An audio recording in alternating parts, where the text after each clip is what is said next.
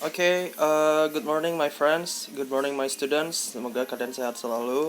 Jadi hari ini kita akan belajar tentang simple present tense. Nah, ada 3 bahasan yang akan Bapak jelaskan di sini.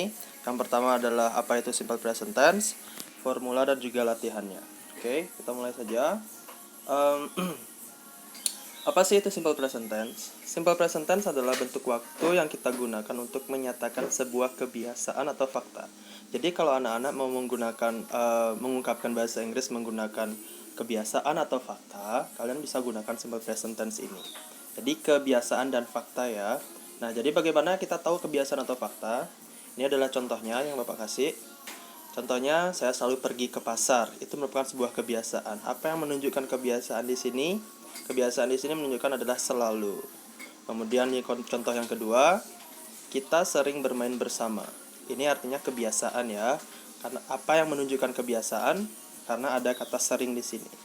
Kemudian contoh yang berikutnya, kamu mempunyai seorang ibu. Nah, kalau kalian mau bilang kamu mempunyai seorang ibu, kalian ini adalah sebuah fakta. Jadi kenapa kita sebut fakta? Karena kalian emang benar kan, kamu mempunyai seorang ibu, nggak 3 ibu yang kamu punya.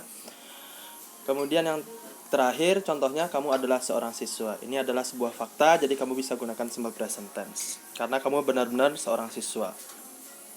Jadi itu tentang simple present tense dan contoh kebiasaan dan faktanya. Kemudian kita lanjut ke formula dari simple present tense. Jadi setiap tenses itu akan terdiri dari kalimat verbal dan nominal. Simple present tense pun juga sama, dia akan memiliki kalimat verbal dan nominal. Oke, kita bahas yang verbal dulu. Oke, apa sih itu kalimat verbal? Kalimat verbal adalah kalimat yang subjeknya diikuti oleh kata kerja.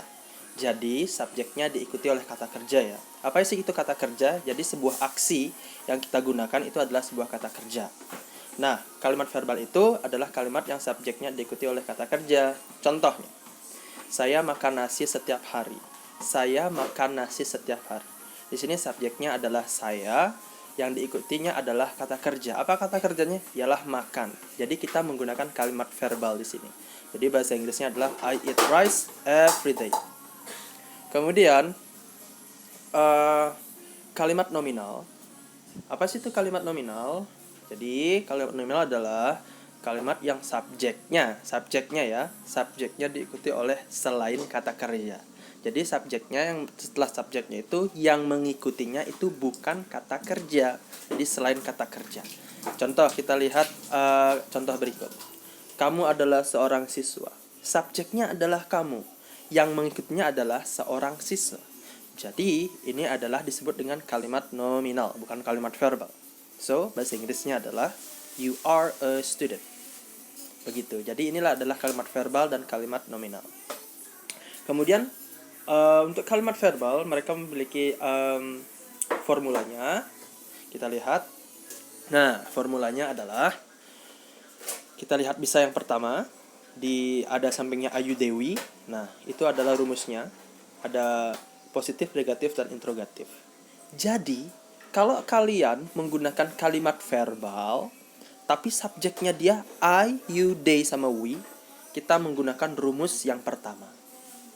Tetapi ketika subjeknya dia adalah he, she, it, dan itu merupakan kalimat verbal, kita menggunakan rumus yang kedua. Oke, kita lihat contohnya. Contoh yang pertama, mereka membuat nasi goreng setiap hari. Jadi jelas, ini adalah kalimat verbal. Kenapa? Setelah subjek adalah yang mengikutinya adalah kata kerja. Subjeknya adalah mereka. Setelah subjek adalah membuat adalah kata kerja ya anak-anak. Jadi kita menggunakan rumus kalimat verbal yang apa? Yang satu apa yang dua? Kita lihat sekarang subjeknya. Subjeknya apa? Ternyata subjeknya mereka. Jadi kita menggunakan rumus verbal yang Ayu Dewi. Ayu Dewi yang apa? Kita gunakan yang positif. Jadi pertama rumus yang positif adalah subjek. Subjeknya adalah they. Habis subjek adalah verb. Verbnya adalah make. Habis verb adalah objek. Objeknya adalah fried rice every day. Jadi kita mengatakan mereka membuat nasi goreng setiap hari. Kita menggunakan simple present tense yang verbal, yang Ayu Dewi. Jadi they make fried rice every day. Jadi begitu cara kita menganalisa rumus atau kalimat dari sebuah kalimatnya ya, rumus dari sebuah kalimat. Dan begitupun contoh-contoh berikutnya. Kita lihat contoh nomor 2. Dia membaca buku setiap hari. Jadi kita lihat subjeknya dulu. Kita lihat dulu kalimatnya, apakah kalimat verbal atau nominal. Oh, ternyata dia kalimat verbal karena setelah subjek adalah membaca. Subjeknya adalah dia, kemudian diikuti oleh membaca. Jadi ini adalah kalimat verbal. Tapi kalimat verbal dibagi menjadi dua, Ayu Dewi atau yang he she it. Kita lihat sekarang subjeknya. Kalau subjeknya dia Ayu Dewi, kita menggunakan rumus yang pertama. Kalau dia subjeknya he she it, kita gunakan rumus yang kedua. Sekarang contoh yang nomor 2, kita menggunakan rumus yang nomor 2 karena subjeknya adalah she. Jadi kita menggunakan rumus yang 2, he she it. Kita lihat yang positif, subjek. Pertama subjek adalah she, habis itu verb. Jadi verbnya kita tambahkan s. Begitu pun objek. Jadi she reads book every day. Dan begitu pun seterusnya dengan contoh-contoh berikutnya. Oke, kemudian kita lanjut untuk kalimat nominal.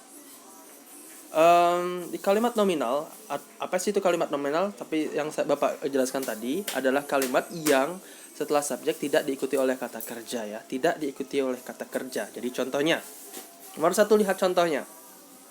Kamu seorang siswa di SD 1 Petang. Subjeknya adalah kamu. Yang mengikutinya adalah seorang siswa, jadi itu bukan kata kerja. Jadi kita menggunakan rumus nominal. Nominal yang positif. Jadi rumusnya kita lihat subject to be selain kata kerja. Jadinya subjeknya you, to be-nya are, dan selain kata kerjanya a student at SD 1 Petang. Begitupun contoh-contoh berikutnya. Kita lihat contoh kedua. Mereka bukan teman saya. Jadi subjeknya mereka. Setelah mereka, yang mengikutinya itu bukan kata kerja. Itu adalah selain kata kerja. Jadi kita menggunakan nominal. Nominal yang positif, negatif, atau tanda tanya. Jadi kita lihat karena ada kata bukan atau negatif, jadi kita menggunakan rumus yang negatif. Subject to be not selain kata kerja. Jadi bahasa Inggrisnya they are not my friend. Seperti itu. Oke, itu penjelasan dari Bapak tentang simple present tense. Jadi mudah-mudahan kalian paham dan mengerti tentang simple present tense. Jadi kalau kalian ada pertanyaan bisa tanya Bapak langsung, bisa chat pribadi langsung. Dan Bapak kasih ini latihan untuk kalian. Bapak minta kalian mengerjakan latihannya ini di buku latihannya kalian, dan kalian foto dan kirim di grupnya, chat pribadi Bapak aja ya. Jangan lupa isi nama, kelas, dan nomor absen. Thank you so much, semoga kalian sehat dan selalu bersemangat. Terima kasih and have a great day.